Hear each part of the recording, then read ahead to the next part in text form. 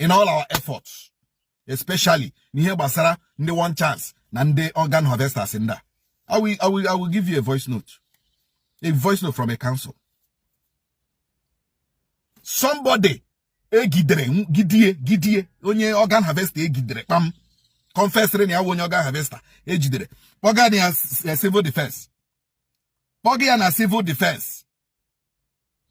You know, civil defense is where they got to release that person.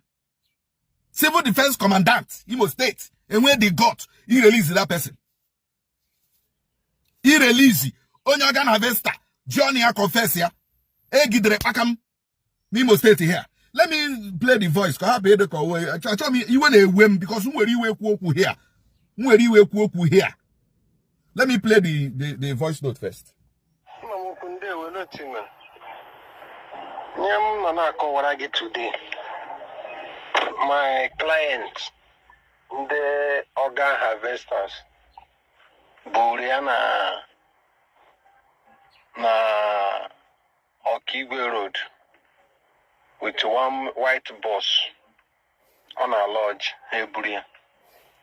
The young man Eburia or now Gafinsu Junction. Where we are no Lemotabo and Ofun Kenya and Ofun Kenya has not done a hand there over to that now in the organ harvesters and no cook we no onye be the girl I wear now onye Ebonyi State or do a burn Ebonyi State here ku Asemba na ya onye Ebonyi State oge gbuli one near wine.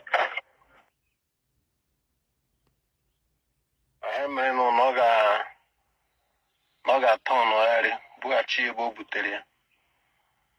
So the motero na abaga uku oja ton ori go back lewanya back to town. The vehicle Kenya na za ton kwa. Boya na phone say le help on ton. Ogwa na mba na nke a eso na yin ka one year when oga ekwe ka ha buwe. So na ndị ahụ abawa o say don't worry ogwa de gan emre na ya ga be agbaaria so that for gbala the people the guy say agboria gbaari we mo wori around 9 mo na gbaari there after 10 ya agboria gawa lewanye Egbu Road ebe side the tiger body agbabaga somewhere they don't live ebi more na eba